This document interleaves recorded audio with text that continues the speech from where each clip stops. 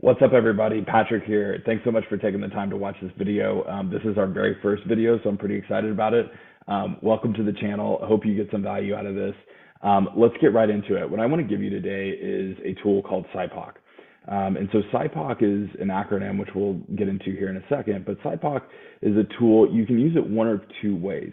A lot of folks will use it to evaluate current business processes for potential opportunities for improvement. And then the other way that they use this is to help develop brand new business processes, either for startup organizations or new divisions within business companies or whatever the case may be. And so that's how we're going to talk about it tonight.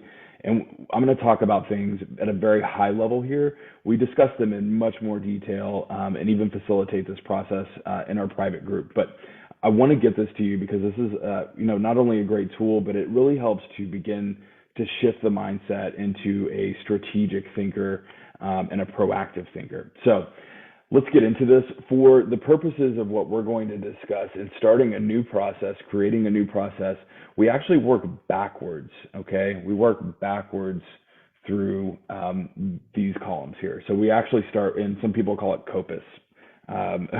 Anyways, so we'll start with the C. So C is our customers, right? And so everything that we do in our business, every decision that we make, every person that we bring on, every partner that we partner with, it all needs to tie back to improving the customer experience, improving client and customer satisfaction. And you'll hear me refer to this as the voice of the customer, okay, or VOC. And so what I love about this tool is it really puts front and center the VOC, the voice of the customer.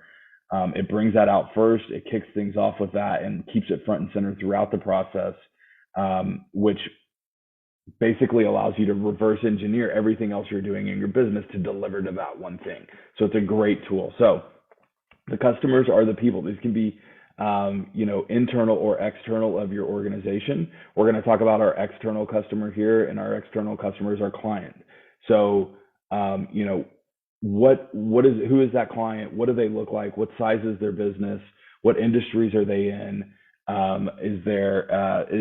they in a stable industry, et cetera? What are those things that we want from that client, the person that we want to serve, that we can deliver to confidently and consistently and repeatable, right? And so these are some things, right? So what we're going to do is we're going to use these columns to begin to list those things out, right? So we want clients with quality roles that are responsive, that are, in a good industry, that, pay on time, that are, et cetera, et cetera.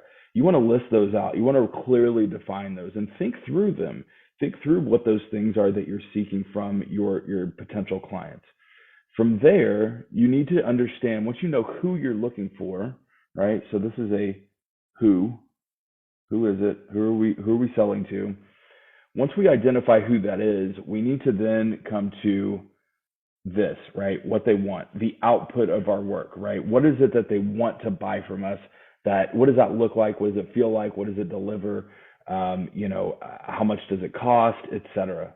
And those are the outputs. And again, so just like our customer, we want to list out what those things are that we think those people want, right? So they want quality candidates.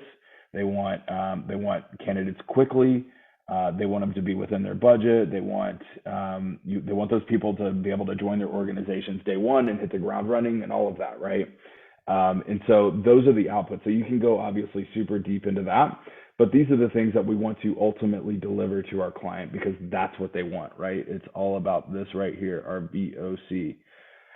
So once we have the outputs identified, from there, once we know what we're delivering, we need to figure out how we're going to do it, right? What are the things, the steps, the things that we're going to do that we need to execute to be able to deliver quality candidates fast within a budget that are able to hit the ground running day one, right?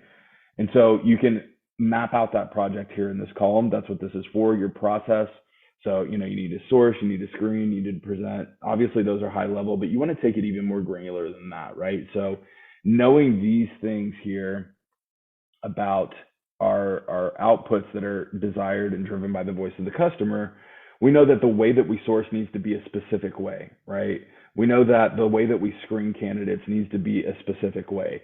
All of these things need to be specific. So I'm being very general here in this demonstration, but you get the idea. From there, we want to go into the inputs. What are the things, the people, the materials, the information? What are the things that we need to be able to execute this at a high level, right? What are those things? All right.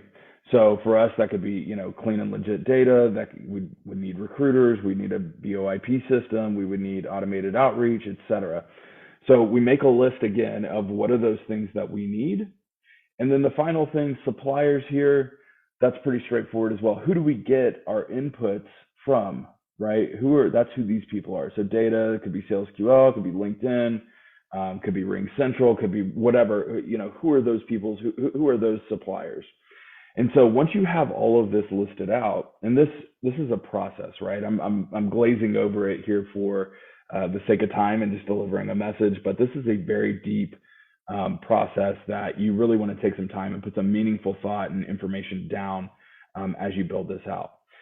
So what you have here, once you have this completed, is you have everything completely laid out for you as far as who it is that you're selling to, what they want, how to do it, the things that you need to do it, and who you're going to get it from. All right. And so this is a very excellent way to, again, I'm going to just keep hammering this home, your VOC, right? It's all driven by your voice of your customer. And when you deliver on that, and you do it in a repeatable way, which this process should be able to do, right? If you've done it correctly, that will ultimately give you the stability that you seek, okay? And that we all crave and covet. So that's one thing. One other thing that I'll leave you with, there's a lot that we could talk about, but you'll hear me talk a lot about being preventative and proactive in your business. Super, super critical. Will also be critical to whether or not you're going to be able to achieve that stability over a long period of time. Being preventative and proactive. And so one of the ways that SIPOC really helps you do this is because you know what your inputs are, right? This column here. This, as a business owner, this is what you focus on, your inputs. Always write this down. You always want to manage your inputs to control your desired outputs, okay? Super, super important. So these are the things, these inputs as a business owner, these are the things that I want to make sure I have that are legit on, and I'm on top of it. They're delivering at a high level all the time, right? Because if one of these slips, like all of a sudden I don't have recruiters, or we don't have a VoIP system, or we don't, whatever, then I can't do my process, then I won't deliver the outputs, and then my customers will be upset with me and I'll begin to experience some volatility in my business. So manage your inputs to control your outputs, okay? Pay attention to this. Also, obviously have some process discipline for sure, but this is really where you're gonna spend the most time, right?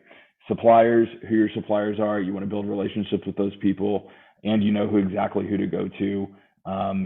If one of these inputs fails, it's a quick, surefire way. So SalesQL, that needs to be like someone's name, a contact, a point of contact, et cetera, so that you're able to manage these inputs. And that will allow you to manage your business proactively, which again, will give you the stability. That's all I have for you tonight. Happy to discuss this further. Drop your comments, drop your questions. I hope you got something out of this, and we will talk to you soon. Thanks a lot.